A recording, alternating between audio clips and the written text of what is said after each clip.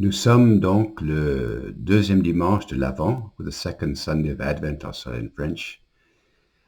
Alors bonjour, chers paroissiens, Sainte Suzanne, Jésus, lumière du monde, que le Seigneur vous bénisse en ce deuxième dimanche du temps de l'Avent. Ça dit dans la première lecture ce dimanche de Baruch, Jérusalem, quitte ta robe de tristesse et de misère et revêt la parure de la gloire de Dieu pour toujours. Enveloppe-toi dans le manteau de la justice et mets sur ta tête le diadème de gloire de l'Éternel Dieu. Quel texte extraordinaire, hein? Dieu va déployer ta splendeur partout sous le ciel, car Dieu pour toujours te donnera ses noms, paix de la justice et gloire de pitié envers Dieu.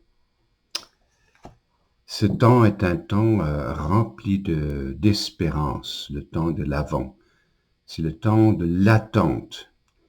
Et on pourrait dire si symboliquement le temps de l'attente rentre dans le cœur de notre vie, l'attente des jeunes à grandir et sortir de l'école, l'attente de ta promotion, l'attente d'un jeune couple pour la naissance de leur premier enfant, l'attente pour les petits-enfants qui vont venir, pour les grands-parents, l'attente euh, pour la fin de l'hiver.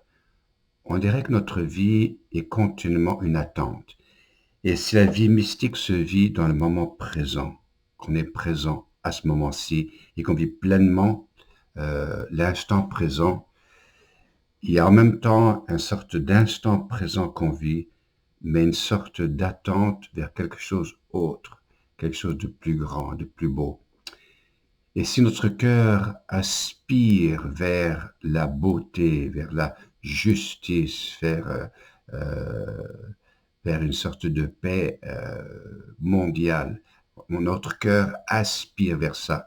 Chaque fois qu'on lit les journaux, on a comme un désir de voir une fin à cette tragédie, par exemple, sur la frontière de la Pologne, la Bélarus, les gens qui sont en train de souffrir du froid, là, comme ça. On a hâte que ça termine.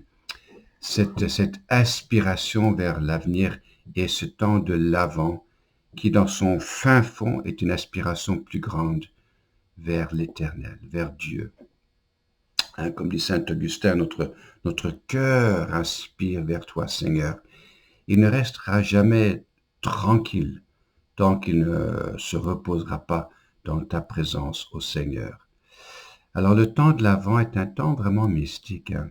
C'est un temps qui fait jaillir en nous tout ce qui est incomplet, le mortel qui aspire vers l'immortel, le petit corps qui aspire vers plénitude, l'âme qui recherche l'amour parfait, hein. Et ceci ne sera réalisé dans la révélation pleine de Dieu à la fin de nos jours, hein. Alors, cette aspiration vers la deuxième venue du Christ, cette aspiration vers la venue du Christ dans sa première venue, est vraiment symbolique de quelque chose de beaucoup plus grand chez nous, hein. Si vous écoutez votre cœur dans la prière, qu'est-ce qui jaillit? Ben, c'est un désir de plénitude, un désir d'être rempli d'une justice pleine dans le monde. Pourquoi tant de chaos et de chahut dans notre société? On n'est pas assez payé, on va être respecté, on va être... C'est quoi? Cette aspiration vers quelque chose qui, euh, qui remplit notre cœur, hein. Alors c'est ça, ce temps de l'Avent, c'est un temps d'attente. Alors dans la prière, je vous invite à pas trop parler, de rentrer dans une vie un peu plus mystique, hein, de juste dans le silence, de laisser votre cœur tout simplement reposer en Dieu et de pas trop réfléchir à des choses. La prière, c'est pas d'abord réfléchir, la prière, c'est d'abord d'être là, dans la présence de Dieu et de laisser jaillir ces aspirations en nous. Seigneur, je te les donne. Nous cherchons, hein, que notre planète soit plus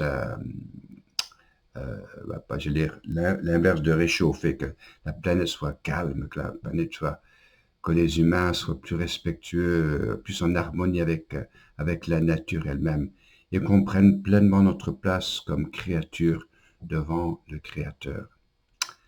Alors, je vous souhaite un temps de l'Avent béni, hein, que le Seigneur, à travers cette lecture, Jérusalem, c'est-à-dire toi et moi, quitte ta robe de tristesse et de misère et revêt la parure de la gloire de Dieu pour toujours. C'est pas juste un souhait pieux du prophète Baruch, c'est l'intention profonde de l'Esprit Saint pour chacun de nous et pour notre monde. Qu'on puisse un jour prendre cette robe de Dieu pour l'éternité. C'est ça la beauté du temps de l'Avent. Alors que le Seigneur vous bénisse. Quelques petites nouvelles là. Aujourd'hui, cette fin de semaine là, c'est les deux guignolés hein, du club optimiste là qui seront toute la journée dimanche. Ils vont samedi au IGA pour ramasser nos dons, etc. pour ceux qui sont nécessiteux. Aussi la guignolée de Saint-David qui on demande aux gens d'apporter leur nourriture à l'église pour ceux qui sont dans le besoin. Hein. Et ce sera mené en particulier par la communauté maronite libanaise et on les remercie pour leur générosité, en union avec Jésus Lumière du Monde, bien sûr. Et l'autre chose, c'est que le 12 décembre, la chorale Opus 16 offre un beau concert de Noël. Alors, si vous voulez des billets, juste à faire la demande. Il n'y a pas de prix, c'est juste amener une denrée. Et puis les jeunes, la fin de semaine, les jeunes de la paroisse, le 10 et le 11, donc vendredi, samedi, vont offrir à toutes les heures un chemin vers Bethléem, une sorte de pièce vers Bethléem, pièce de Noël vers Bethléem, mais qui sera fait à la COVID, ou maintenant on dit Omicron. Alors ça, on dirait qu'on change le virus, mais ça sera à toutes les heures, soit anglais, soit français, vendredi soir et samedi de 14h jusqu'à 19h, je pense, c'est ça. Alors que le Seigneur vous bénisse abondamment en cette fin de semaine. I'll switch now to English. It's a beautiful time. It's a mystical time, the Advent season. It's a time of waiting, but not just waiting for the return of Jesus, not just waiting to recall his first arrival, but it's much deeper than that. It's the aspiration, the waiting of the human person for fulfillment into the eternal. Our very being, our very body says to us, I am limited, I am mortal, there is an end to my journey. And yet within this mortal little being made up of dust and ashes, of oxygen and nitrogen and carbon, within this little being of mine are these superlative aspirations to eternal joy, aspirations to final peace and harmony, aspirations towards goodness. There's aspirations towards living forever. It's deep within us, and we can't get away from it. I mean, everything we do wants to make our lives complete. When we look at the newspapers each day, our heart yearns to see an end to the global warming, the end to the disappearance of so many species of animals, a yearning to see them come back again, a yearning for harmony among human people, among the races. It's just a yearning for justice, that the poor would be taken care of. That's profound within us. And it drives us. It drives most of our projects. It drives our work, is to make this a better world. And God will not be outdone in generosity. This aspiration is not just placed there as a kind of a seed of meaninglessness. It's placed there by the Holy Spirit, a yearning towards something that God intends to fulfill. So it's a wonderful time. It's a mystical time. And that's why our prayer must be not so much blah, blah, blah, and talk. It must become much more contemplative. You must become contemplative. Brothers and sisters, we must become contemplative. We must sit in our prayer more quietly and allow God to speak to us. St. Gregory of Nazianzen said this week, the very Son of God, older than the ages, the invisible, incomprehensible, incorporeal, the beginning of beginning, the light of light, the fountain of life and immortality, the immovable seal of perfect likeness and definition and word of the Father. He it is who comes to his own image and takes our nature for the good of our nature and unites himself to an intelligent soul for the good of my soul to purify it like his. Advent is a time of Adventus. Come, Lord, fulfill all of the yearnings in my heart for unity with my family, for harmony within the family structure and my friendships, for an end to the distortion in my soul that's always yearning for things which are uncomfortable for it, that may yearn more purely for you, Lord. And God doesn't place these things in us for nothing.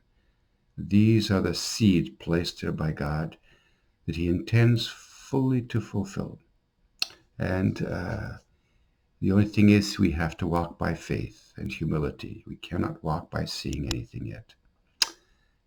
We see it as a glimpse, as in a fog, but then we will see in the light. So, blessed Advent season. Just a few quick things. This weekend is our food drive at St. David's. So Saturday, just please do bring something along to the church. I think we will not be going door to door again this year. They'll just be asking people to bring food to the church because it's too risky with the COVID situation or the Omicron situation. Hopefully next year we'll get back to some kind of normality. December 12th is our Christmas concert. Going to be a great thing at Mary Queen of Peace there at 2 o'clock with Opus Says, the choir. And likewise, the youth will be putting on a COVID variety of Christmas play. What does that mean? It means that they will be offering a Christmas play every hour. Friday the 10th, I think it's 6, 7, and 8. I think it starts English, French, English. And then on Saturday, the 11th, from 2, 3, 5, 6, and 7, starting French, English. It's basically a half an hour walk. You meet Joseph and Mary, who will introduce you to Herod and introduce you to the angels and then introduce you to the Christmas story. So it's a great time to bring your children, grandchildren, or just bring yourself, And we had just asked you to bring some kind of food donation to the poor. So wish you a blessed and a holy Advent season. May you be touched by the goodness and graciousness of the Lord. So have a great day, everyone. The Lord loves you very much.